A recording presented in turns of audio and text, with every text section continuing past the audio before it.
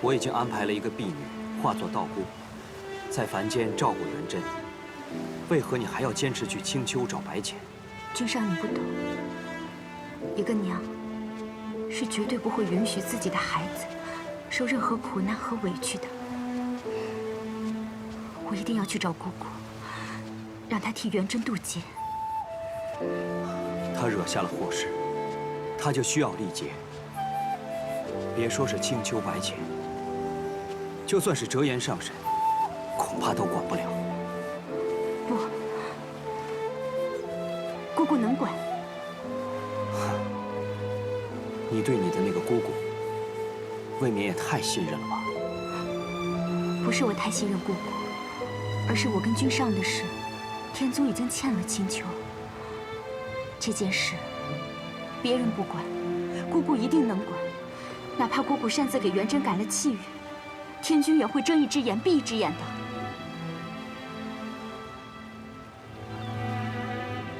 你说的倒也有些道理。不过，白浅的性子，若是他为难你，君上不要担心，姑姑已经归还了我破云扇，并且许了我一个心愿。她是个言出必行的人，一定不会拒绝我。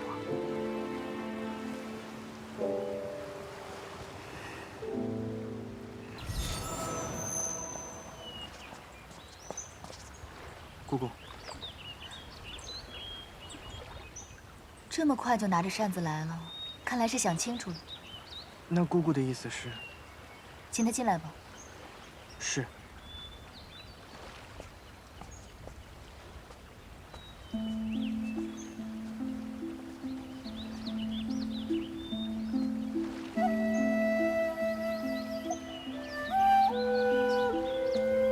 姑姑怎么说？姑姑说，让你进去。少卿，我若是你，根本就不会来见姑姑。最后一次，此事过后，少轩绝不踏入青丘半步。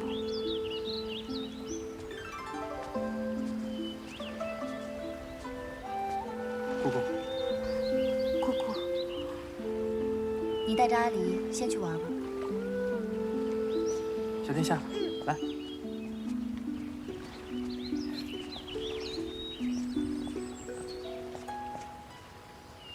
你既来找我，一定已经想清楚，问我要什么。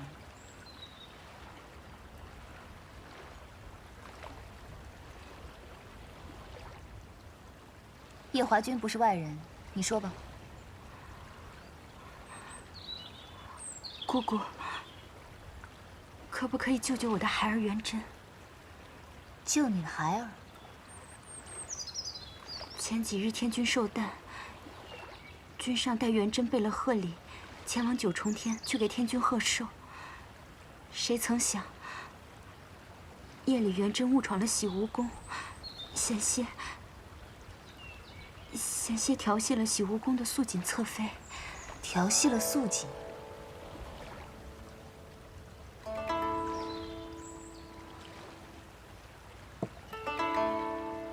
能做太子的果然不是一般人，戴绿帽子也戴得很欢快嘛。可元贞却在最后关头刹住了脚，但是却惊动了天君。天君震怒异常，立即着捆仙索捆了元贞，并下旨命他向凡历劫60年，60年后方可重列仙本。这调戏未遂来说，这处罚确实重了些。元贞是一个善心的好孩子，走在路上连蚂蚁都不舍得踩死一只，恳请姑姑去救他一命吧。可是，他毕竟调戏了叶华君的侧妃。不必做我的人情。元贞那回事，我也觉得判得重了些。他调戏的可是你的侧妃。我没有侧妃。既然太子殿下也觉得判了重了，恳请姑姑下凡救他一命。他不过是下凡历个劫，60年后又能重回仙班，何来救他一命？因为少卿已经打听到，在元贞18岁时会有一个大劫，这个大劫会苦他一世。绍兴不忍心看着他这样备受煎熬，所以恳请姑姑帮他把这劫数度化了，让他平平安安的度过这一生。所以，你来找我，是为了帮你儿子渡劫？是。绍兴不敢求姑姑去求情，免了这罪责，只求姑姑悄悄的帮一帮元稹。你这件事情来拜托我，托的倒是很有头脑。你知道，就算是我改了元稹的气运，天君也不会同我计较，是吧？绍兴知道，这四海八荒之内，只有姑姑能做这件事。好，我答应你。这件事情我替你做了，但是事成之后，你我主仆情分就算是尽了。你与我青丘白浅，再无任何瓜葛。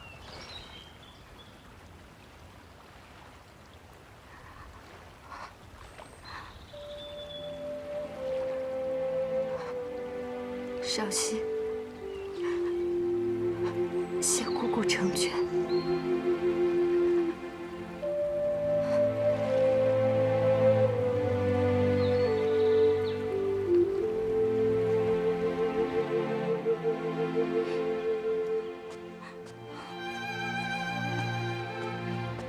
怎么了？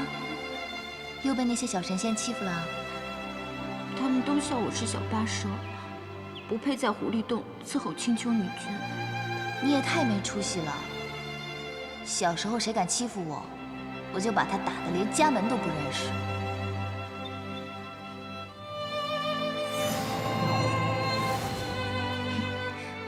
这个呢叫破云扇，是天宫灵宝天尊送我的，送给你。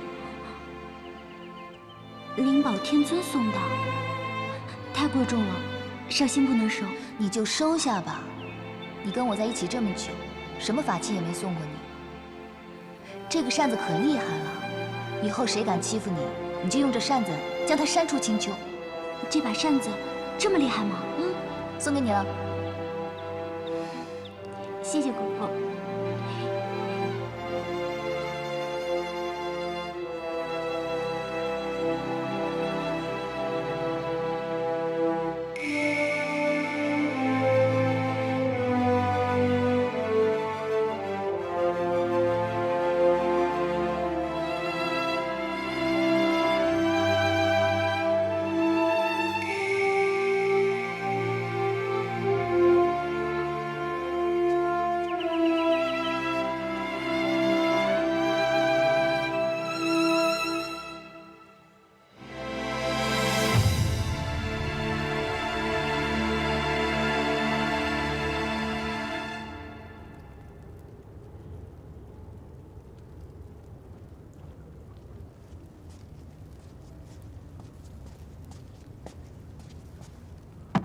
姑姑方才为何说绍兴将此事托付给你，还托付得很有头脑？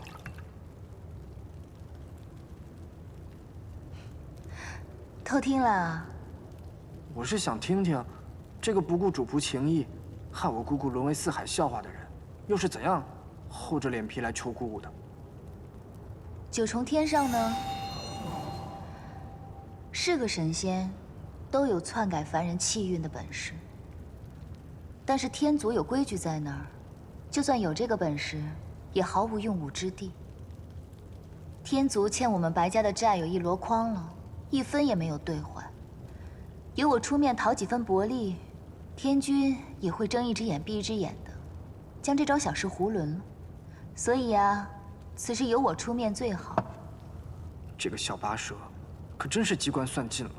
哼，他呀。聪明一点也好，在北海也不至于被欺负。此事简单，办完了，也算跟他断个干净。哎呀，看来我要到东华帝君座下司命星君那里走一趟了，看看那元稹18岁立的是什么劫，哪个时辰哪个日子，如何应到人身上。司命星君脾气古怪，他手上那个气运簿子，连天君都不能借来看一看。你若想从他那里下手，怕会有些困难。那该怎么办呀？所幸，东华帝君的司命星君欠我人情。若是我去替你要，会有些方便。真的？你可以帮我要到吗？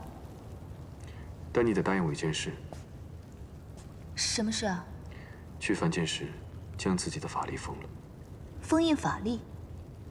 修改气运本就是逆天的事，你用多少法力去修改气运，就会有多少法力反噬到你身上。天谴，你虽是上神，但被这么反噬几次也十分严重。万一到时我们继任天君天后之位，那该怎么办？继任天后？你忘了，你迟早有一天要嫁入西游宫的。继任天君天后之位，必受81道荒火，9道天雷。若你再被法力反噬，我怕你会保不住性命。哦，好，我答应你就是。不过，你我尚未成亲，若你近日要继任天君的话，我可是来不及嫁你的，也就谈不上81道荒火，9道天雷了。怎么，我说的有何不妥？芊芊，你可是在怪我没有早日向你提亲吗？若在300年前我便娶了你，就没有今日这个担心了。我也就是随口一说。我看现在天色已不早了，夜华君，不如早日帮我把这事儿办了，我好去替那元贞渡劫。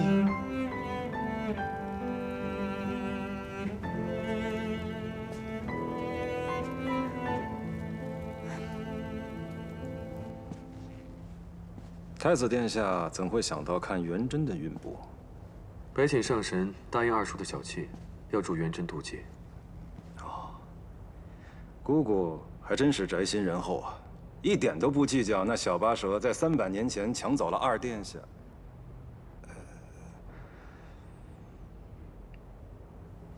那我给殿下讲讲这元贞在凡间的事吧。元贞托生托到了一个帝王家，姓宋，叫做宋元贞。12岁上封了太子，如今快长到18岁了，结束将至。元贞在凡间的母亲是个贵妃，生下元贞之后，便带着她入了道观，出了家。16岁时，才让元贞的师傅将他送回了宫中。而这元贞的师傅，就是北海水君桑吉送去凡间看护他的一个婢女。婢女，所以二叔还是偷偷派了个人去看护她。正是。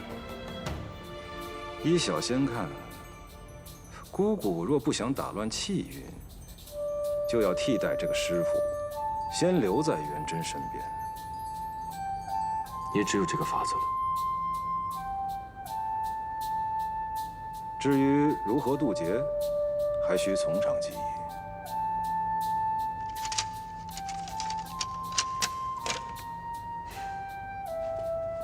多谢。太子殿下言重了。当初是殿下您看在东华帝君的面子上，才原谅了白凤九偷走劫魄灯的事。今日就算我替帝君还了这个人情，只是殿下要记得提醒姑姑，到了那人间，一定要封了自己的法力，否则，本君明白。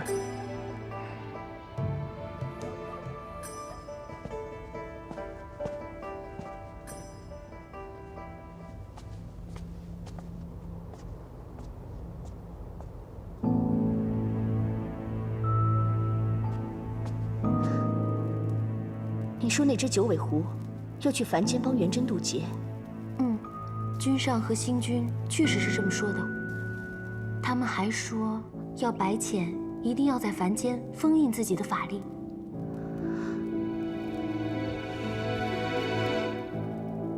妙清妹妹，我可能也要让你去一趟凡间了。我？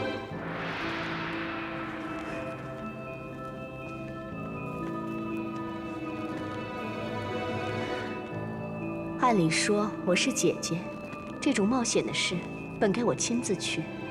可是我身为君上的侧妃，一举一动皆在众人的眼皮底下，实在是不敢妄动。但是妹妹你，就方便多了。不知姐姐让我去凡间做什么呢？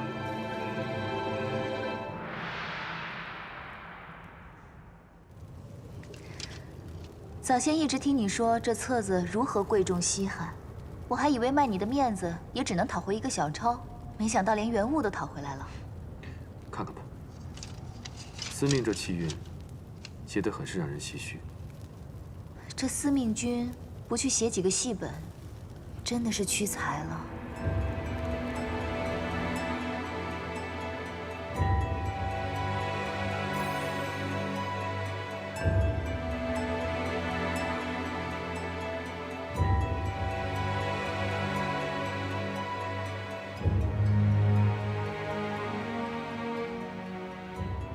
6月初1，皇帝出游顺月春，太子元贞也会同行。到时会在河上出现一只大鹏鸟，将众人吓得惊慌失措。岸上一个美人意外落水，元贞就会跳下水去救人。所以这个劫是美人劫。元贞和那位美人在水中双双看对眼，只可惜皇帝也瞧上了那位女子，就带回宫中宠幸了。这皇帝还真是多情啊！元贞不甘心失去一生所爱，就在某夜醉酒之后，和那美人曲尽通幽。不久之后，美人就生下了一个皇子。所以，元贞是给他在凡间的老爹戴了顶绿帽子。没错，那名皇子自然就是元贞的儿子，但他自己不清楚。10多年之后，皇帝病入膏肓，皇子和元贞争夺太子之位。最后死在了元贞的剑下，这个噩耗传入了美人的耳中，上吊自尽。死之前留下了一封书信，告诉元贞事情的真相。元贞读后悲痛欲绝，也郁抹了脖子。可无奈，当时皇朝只留下他一个男丁，他只好忍痛坐上了龙座。这么一坐，就坐到了60岁寿终正寝，疾苦一生。如此跌宕起伏的命运，元贞这一生还真是个传奇啊！如此说来，他18岁见到落水美人，是他关键的转折点。他只要不救那个美人，这一生就能顺顺当当的。不错。看来我要去凡间住个半年了，等到6月初1，去阻止他救这个美人。我已经为你安排妥当，你到了凡间之后，就会由元贞的道姑师傅引荐入宫，做元贞的新师傅。我要做道姑？不错。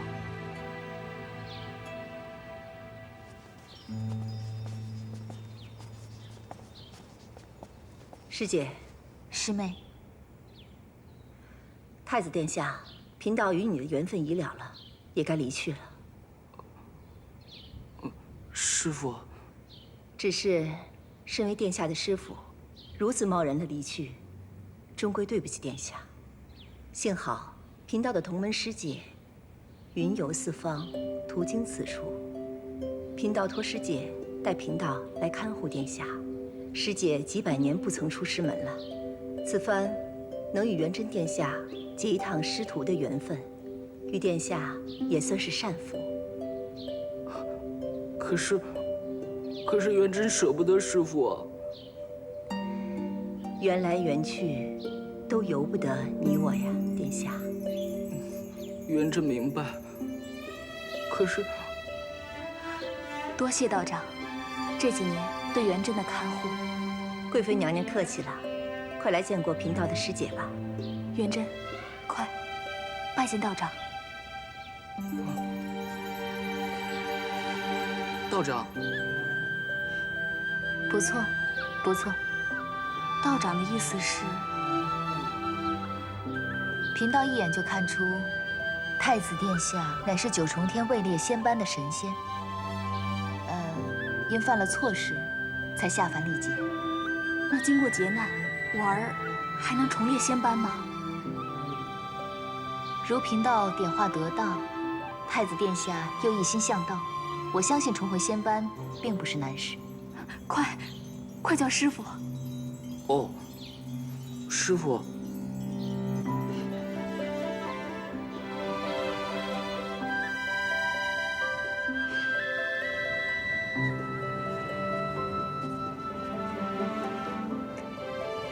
师傅，您若是不嫌，日后便住在此处了。不错，你今日先回吧，明日再来与为师学道。是。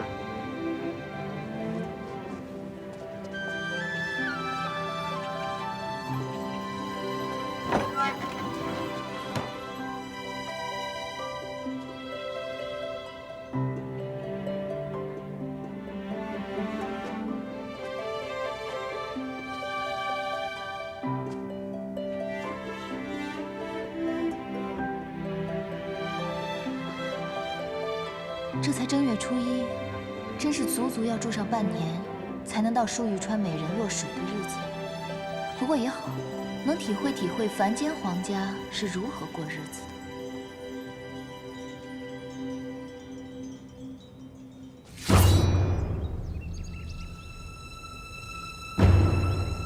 少仙，那日在东海义军出言不逊，今日反倒学会对昆仑虚低头了吗？我是来求见司音上仙的。你说什么？你要见司音？哼！7万年前，正是因为与你异界一战，我师尊战死，司音也随之失踪。你竟还有颜面来这里，还说什么要见他？上仙，前几日我见过司音，我想他与昆仑虚颇有情深。若是回来，他一定会来昆仑虚。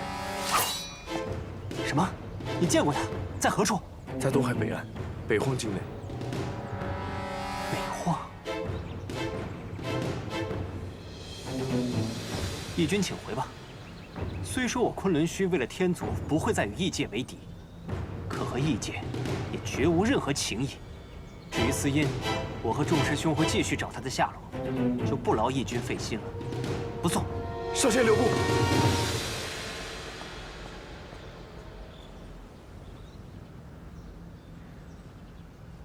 问他有什么用？既然阿英故意想隐瞒自己的身份，那些昆仑虚的人又怎么会晓得？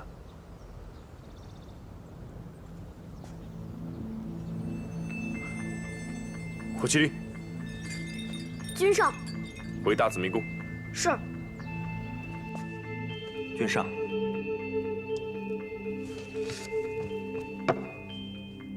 臣等近日追查异界的事，遇到了很多异界的人，乔装到各地寻找司音上仙。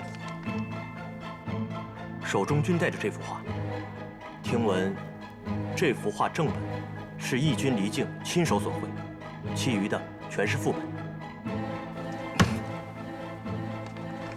方才16师弟还来消息，今日义军上了昆仑虚，说是撞见了司音，特地去昆仑虚查看司音是否回了师门。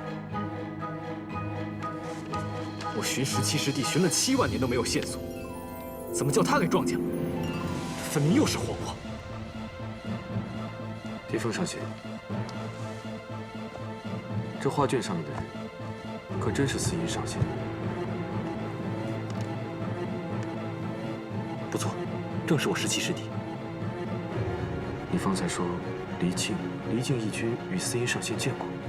对，是离境对我师弟紫兰说的。可又说在何处？东海北岸。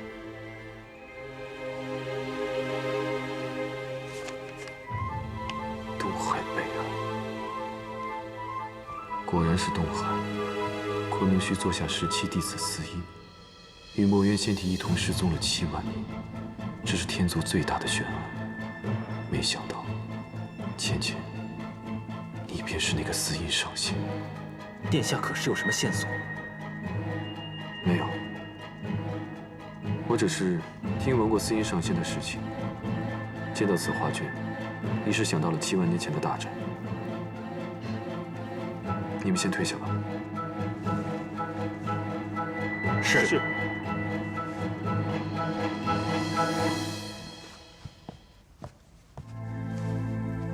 为何要带走墨渊的仙体？为何要消失？连师兄弟们都避而不见。芊芊，若我问你这些，你会如实相告？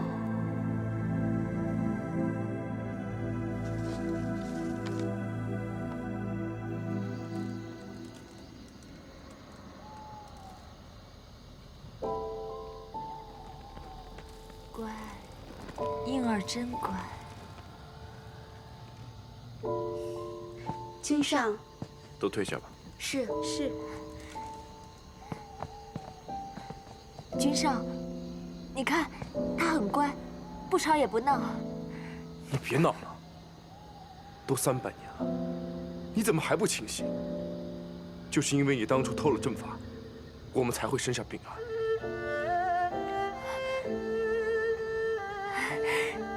君上，臣妾已经找到法子，让他醒了。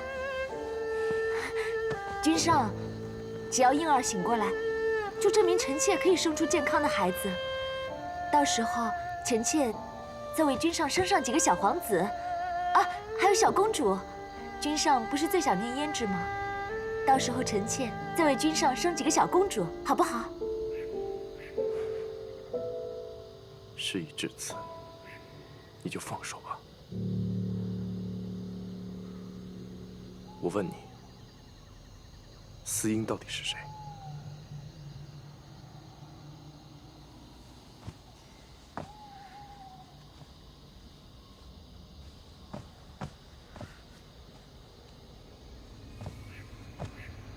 ？7万年，你还想着那个男人吗？你难道不知道，她和你一样，也是狐族女人？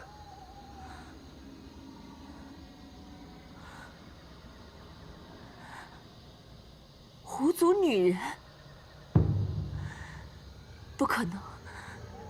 我在昆仑虚亲眼见他更衣过，他是个天族男人。君上也曾与他在一处，怎会不知道他是天族男人？我早就知道她是女人，但她却没有告诉我她是狐族，不是天族人。狐族女人。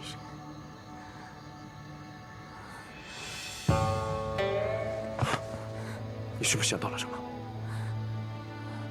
我不信她是狐族女人。君上，你不要再自欺欺人了。你当真不知道？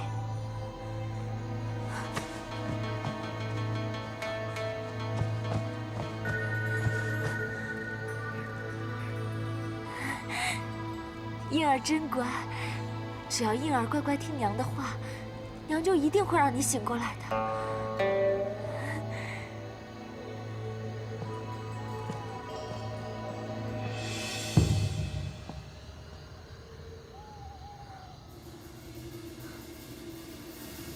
芊芊，原来是你，我竟然没有想到，原来司音就是你。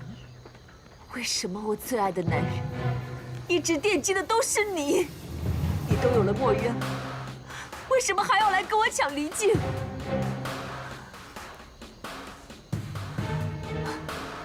墨渊，我怎么没有想到？墨渊。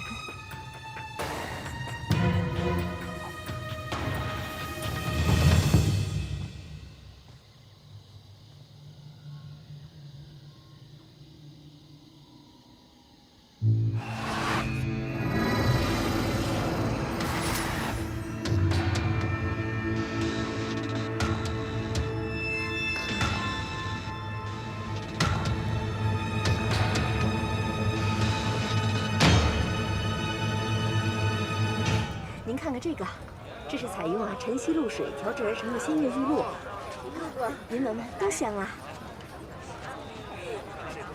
你看看，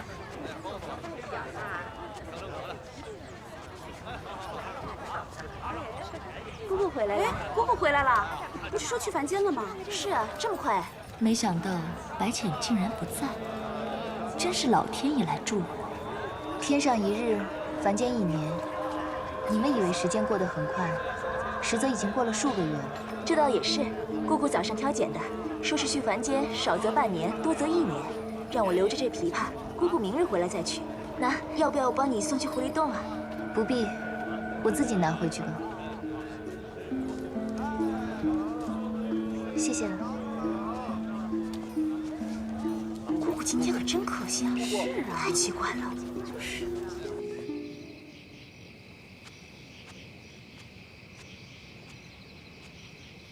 娘亲回来了。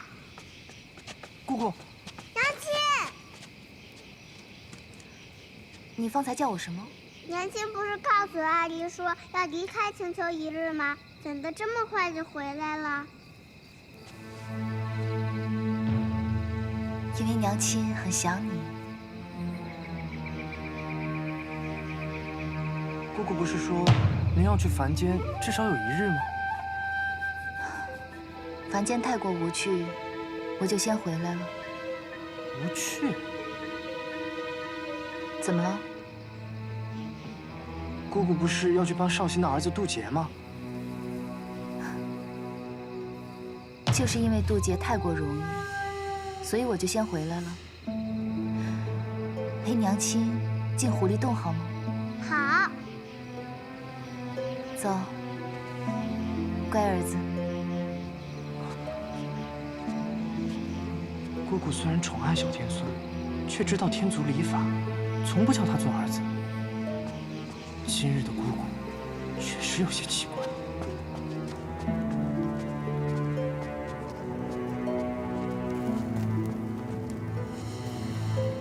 好了，去将墨渊上神抱来吧。姑姑忘记了。忘记什么？你不是怕太子殿下发现墨渊上神，所以亲自施法将炎华洞给遮住了吗？哦，对啊，炎华洞。我们现在就去炎华洞吧。儿子，你在这等着我啊。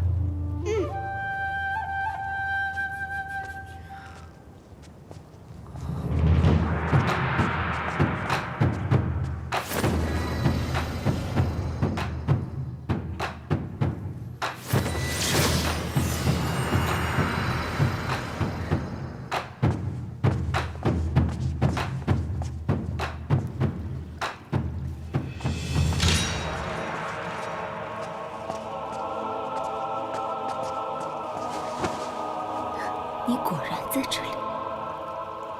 你不是姑姑。尼姑，你不要胡闹。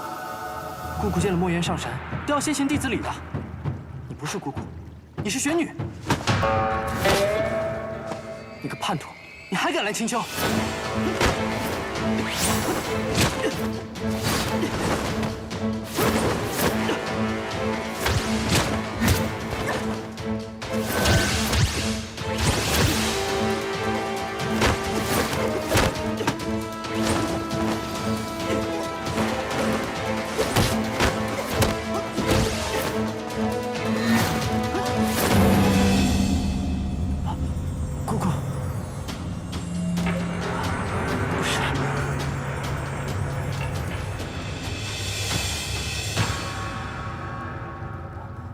姑姑有何吩咐？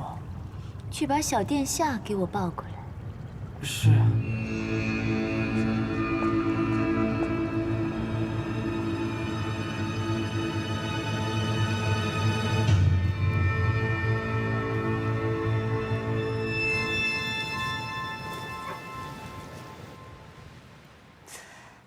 不如那美人落水的时候，我去将她救了。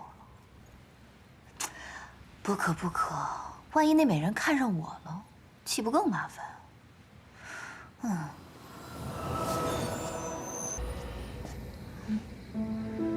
倩倩，几日不见，我想你想的可厉害，你可想我？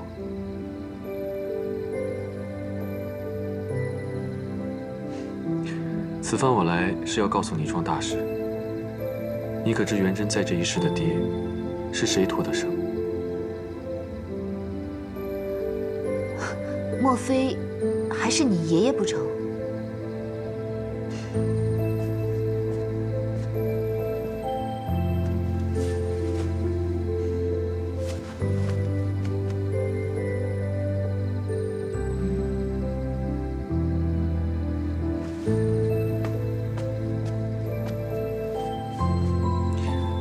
虽不至于是我爷爷，却也差不多。那东华子府邵阳君，东华帝君，莫非小九？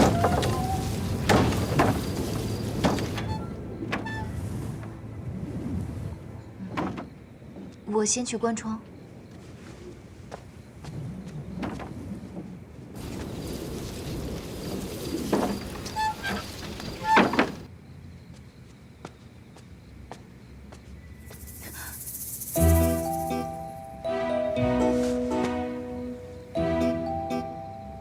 你睡外边还是睡里面？我还是睡地上吧。芊芊，今夜不管你睡地上还是睡床上，结果都是一样的。若你还有点法力在的话，或许能跟我打个2败俱伤。但你法力不是被我封了吗？又或许你是半推半就。夜华君，你说笑了，我这不是怕床太小怠慢你吗？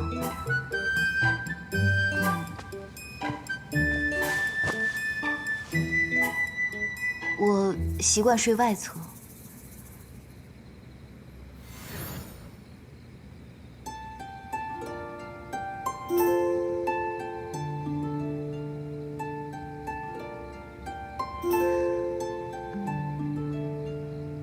话说，这凡间真的有大鹏鸟啊？那大鹏鸟是从佛祖跟前借的。我二叔和司命之前有些过节，司命这次可是下了血本。想不到，这司命竟然如此记仇。他好不容易安排一出大戏，让我给搅和了，他不得记恨我？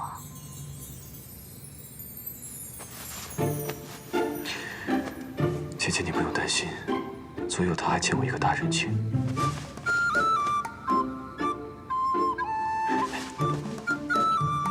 你想不想我抱着你睡？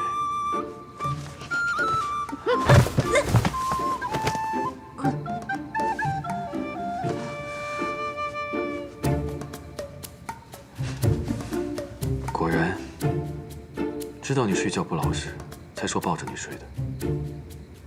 床太小了。是，这床位是太小了。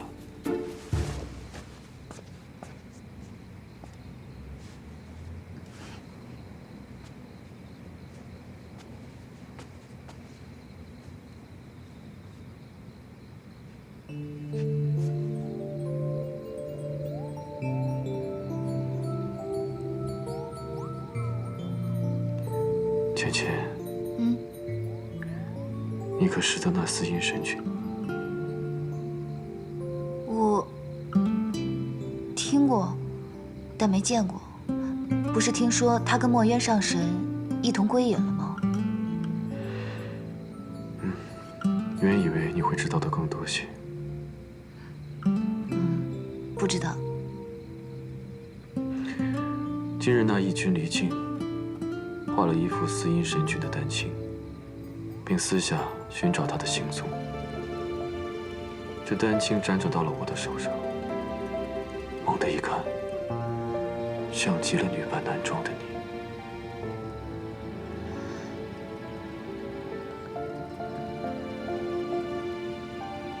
应该是巧合吧。天色不早了，快睡吧。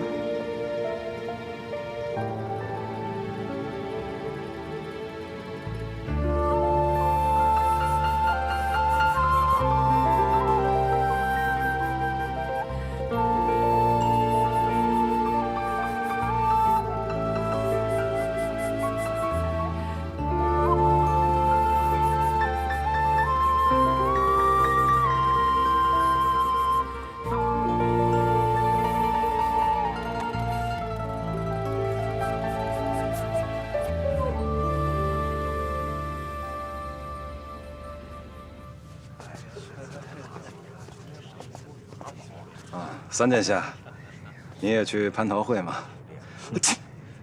失礼，失礼。今日不知为何屡屡如此啊！看来又有人在背后妄议你啊，司命。怎么会呢？像我这种好说话的闲散神仙，不会留下什么画饼吧？太子殿下呢？方才还见着他在呢。他惦记某位上神呢，趁着群仙敬酒又去了趟凡间，这半盏茶的功夫就回来了。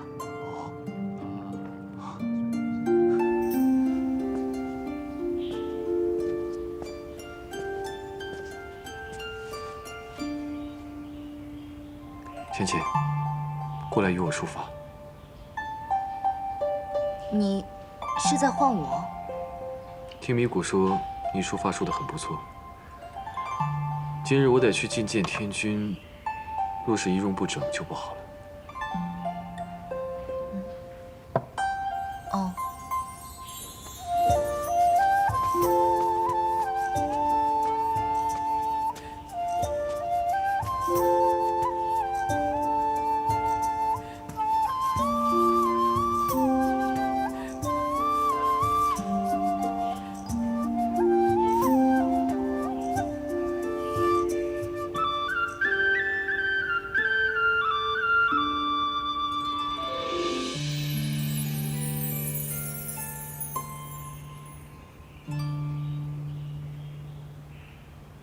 好了。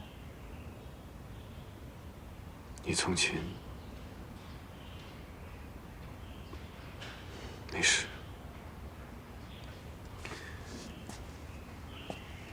芊芊，这串珠子你先带着。如今的你跟凡人没什么两样，虽然不至于遭遇到什么危险，但还是以防万一。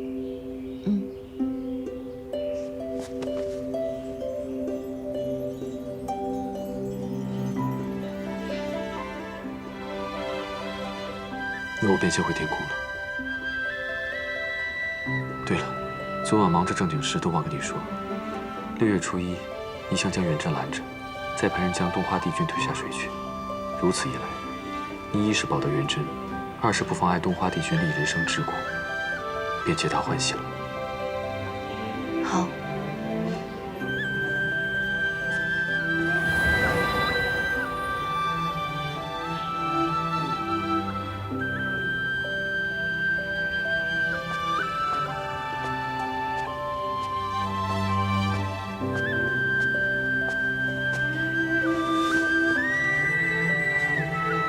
昨晚做什么正经事了？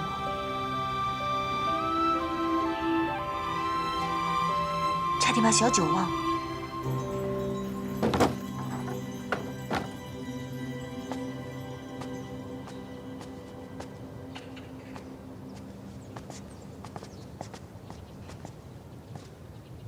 师傅，为师也刚好想去寻你，随为师来。是。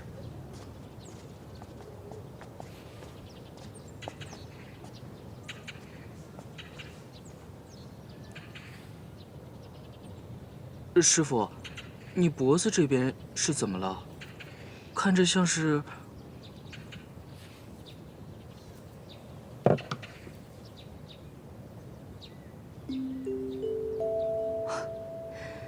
连这么细小的红痕你都注意到了。曾经有人跟我说，你有走路时连蚂蚁都舍不得踩的善心，看起来还真是不错。你可知道？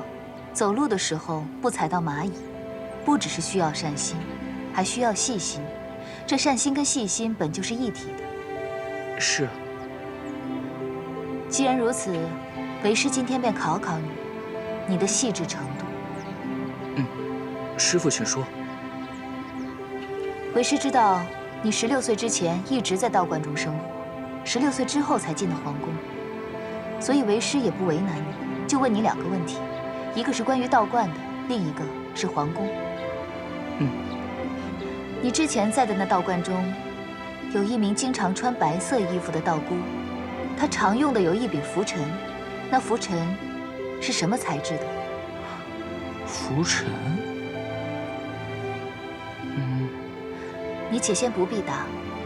我再问你一个问题：你现在所在的皇宫之中有一名女子，额间生有凤尾花胎记。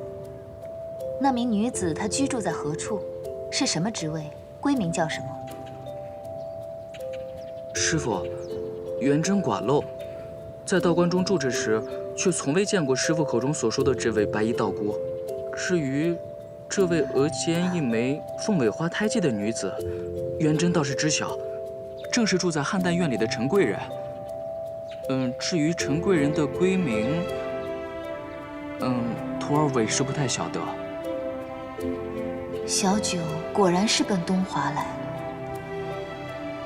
你有这般细心，已属难得。但是你要知道，学习道法要更加的细致。你今日且先退下吧，好好将你学到的态度去参一参。是。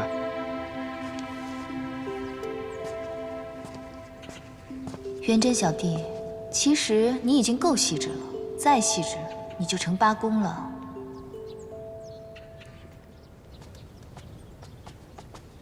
这位姑娘，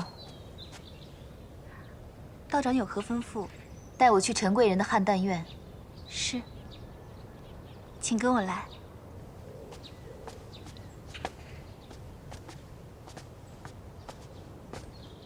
道长，这里就是汉丹院了。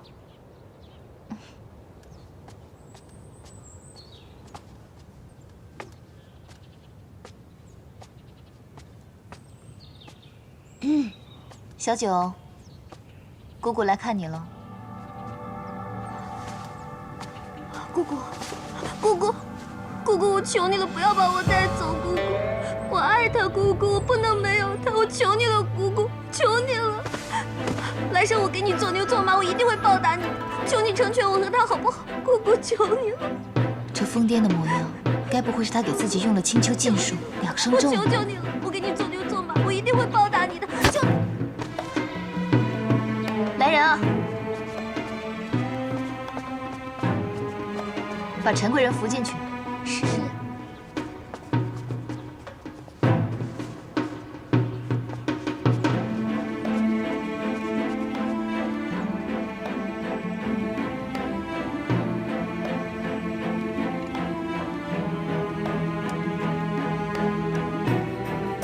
这小九平白无故用这2声咒做什么？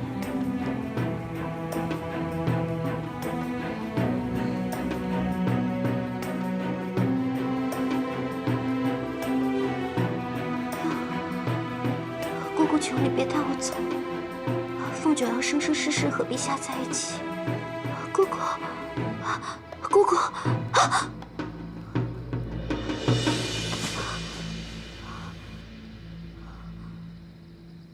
不对啊，姑姑怎么会来？如果姑姑知道我用了2声咒，岂不是要把我绑回青丘？那我还怎么报恩啊？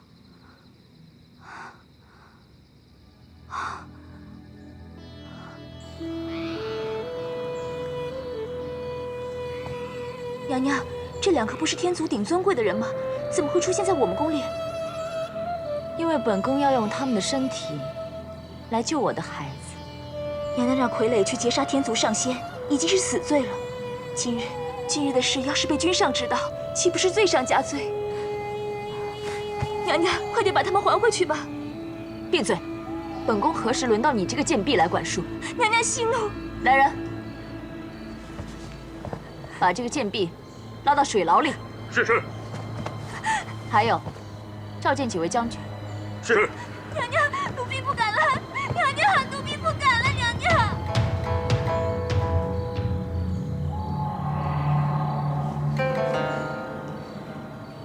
这副皮囊，我真的是很喜欢。参见娘娘。快过来看看。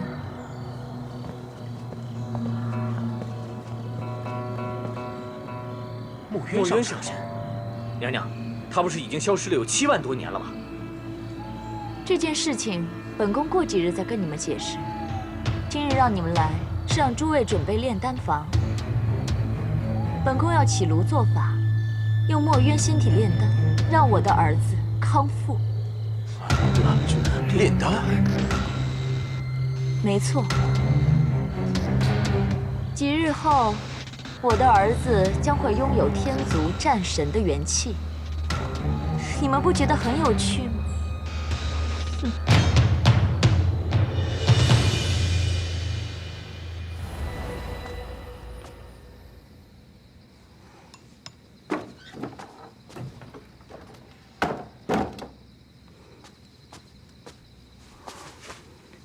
姑姑，不孝女凤九来请罪了。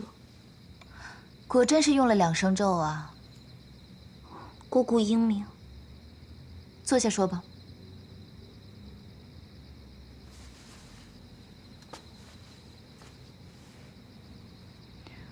既然是来报恩的，为何要在自己身上用2声咒？早些日子，凤九进入帝君的梦境，想要问他这一生有没有什么没有完成的梦想，没有达成的痴心。那石头做的东华帝君说了什么？该不会是不想要什么富贵江山，只愿求得一人心吧？姑姑英明。这一世的东华帝君竟如此俗气。大概是帝君早年间在凡间经历了一些人情冷暖，想要求一个不离不弃的女子吧。于是你便将自己搭了进来。我也不是把自己搭了进去，只是司命星君说帝君遇不到他心爱的女人，但是在6月初1，他会遇到一个他爱慕的女子，但是这个女子爱的却是元贞太子。元贞。所以，我想要捧出一颗真心来。等到帝君遇到他那个心爱的人，我便功成身退。原以为这个方法是极好的，但是我借着陈贵人的身子，见到帝君却连一句情话都说不出口。死会不是那么容易复燃的，你也无需介怀。所以我只能给自己下2声咒，白日里做出非常爱慕帝君的样子，等到晚上太阳下山，我方可以解脱。这段日子有没有被那帝君占了便宜去？东华帝君他只是去了一趟邯郸院，不过多时就走了。你说说你啊，每天做出一副爱他爱得要死要活的样子，你这是为什么呀？凤九只是觉得，爱一个人是需要有敬业精神的事情，不可以在旁人看的时候做出爱的样子，但是在没人看的时候就做出不爱的样子。罢了，我还是送你走吧，你继续去捧着你那颗真心吧。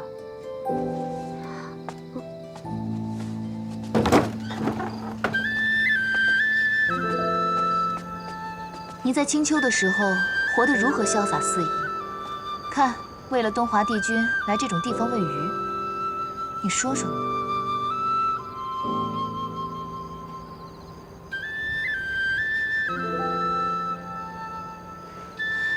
想来这紫竹院是个福地，怎么连您都来了？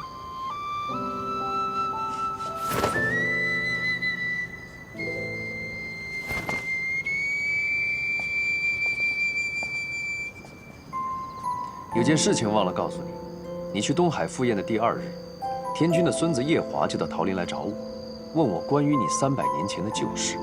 啊？我告诉他，你与擎苍恶战了一场之后，睡了很久才醒的。之后他没有问什么便走了。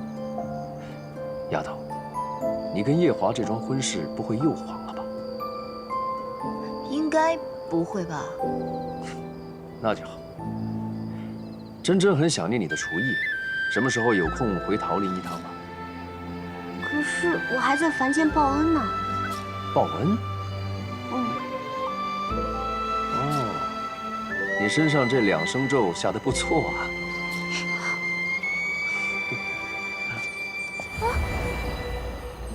姑姑，他威胁我。他威胁你，不过是为了让你回去给他和四哥做饭罢了。也是。哎，对了，姑姑，你今日来此是为何啊？为了那元贞。元贞？那元贞乃是太子的堂弟，因为做了一些事情被贬下凡，我在此就不多说了。你方才不是也说了吗？6月初1那天会有个美人落水，元贞会去救那美人，然后美人会爱上他，东华帝君也会爱上这个美人。对啊。所以我要做的事情，就是让元贞从东华帝君那个情节里全身而退。那姑姑，你可想好法子了？想好了。待6月初1美人落水那天，我会先拦住元贞，然后找个人将东华帝君推下水。帝君自然会去救那女子。待他们2个人看对眼的时候，就没元贞什么事儿了。小九，你可愿意做那个推东华帝君下水的人？我受2生咒的束缚，白日里必须得忘了自己。我不扰乱姑姑的计划已算是万幸了，我怕我做不了。罢了，说的也是。实在没有谁的话，只能我自己动手。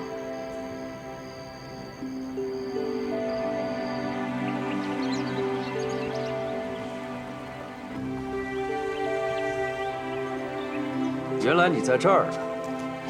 为了找你，我还特地去了趟凡间。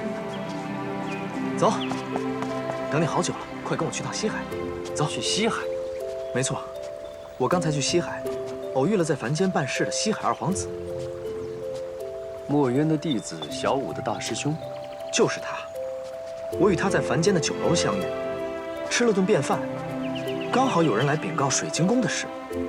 我看他听着听着就愁容满面的，不停地灌酒，于是就多嘴问了2句。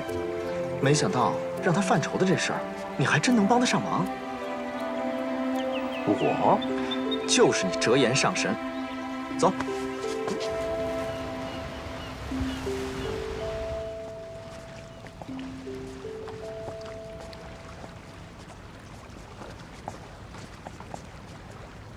多谢上神为小儿诊病。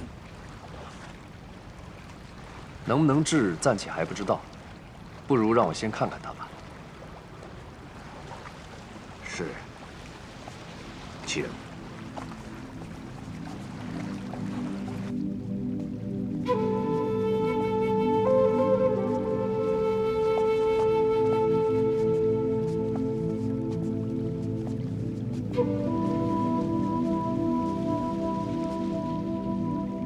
说是600多年前的某一天开始，西海大皇子那不大强壮的身子骨每况愈下，西海水晶宫的那些药师们查了许久都查不出症结，便无计可施。眼看着这大皇子咳的血越来越多，只能上了帖子，让天上的药王来解决。可是这药王也查不出个所以然，最后只能开了2副药，让蝶雍不再咳血。这药王临走前啊，说大皇子这病不像是病在身上，既然没有病在身上，他区区一个药王又有什么法子呢？最后眼看无计可施，只能四海八荒四处求医，可最后还是无药可医。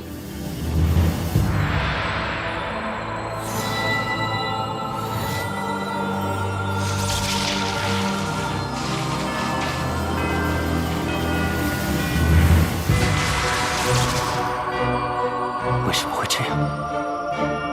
上神神色如此凝重，可是小儿……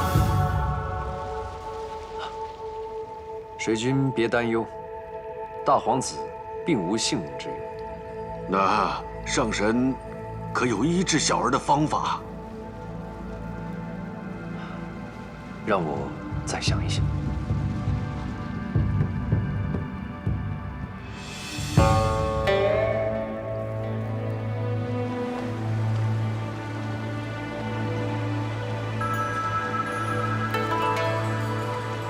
为何你神色如此怪异？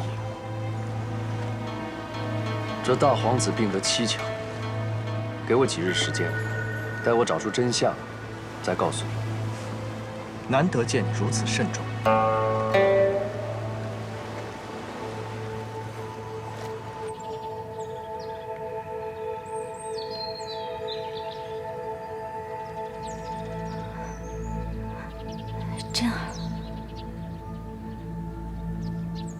好想你。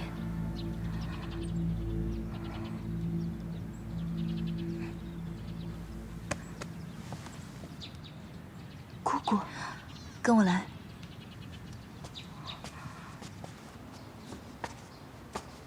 坐下说吧。少先站着便是。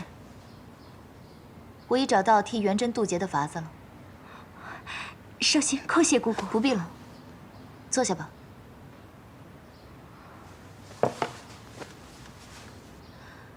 替元真渡劫的法子万事已具备，就差推人这东风了。推人？简单来说，就是6月初1那天，那美人出现的时候，要有一个人将皇帝推下水。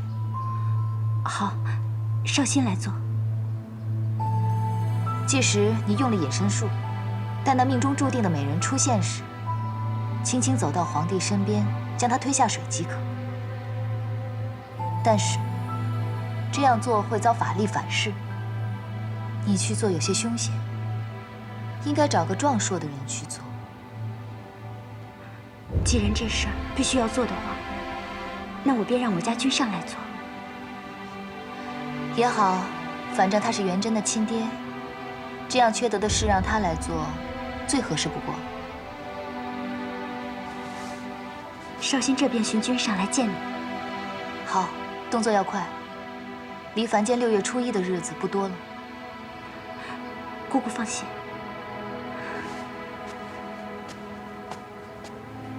如此，便算是做好准备了。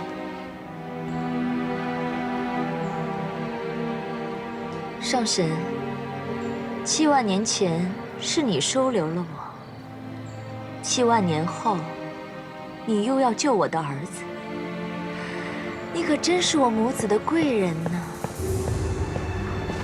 娘娘，祭坛差不多日落之前就可以建好。好，那我就再等几个时辰。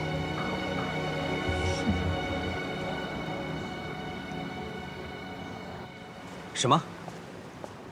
白浅让我推东华帝君下水？不错。你答应了？姑姑说，只有这一个办法才能救元真。为什么？时间太紧迫，我也没有来得及多问。但是姑姑既然这么说了，那肯定只有这一个办法是最周全的。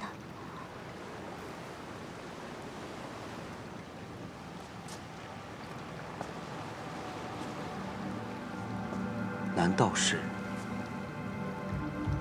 他要借此来报复我们？报复？你有所不知，凡是在凡间用仙术修改运布的，都是要受到惩罚的。白浅他选谁不好，他偏偏来选我，难道不是他想借此来报复我当年悔婚的事吗？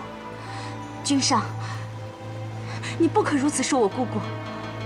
这次她肯下凡来帮我，本来就是看在我们主仆的情谊上不计前嫌。而且她一直是我最敬仰的姑姑，以她的为人，她是绝不会借此对我们做什么的。好，千万别动气，千万别动气。是为夫心胸狭窄了，千万别动气。我这就去凡间。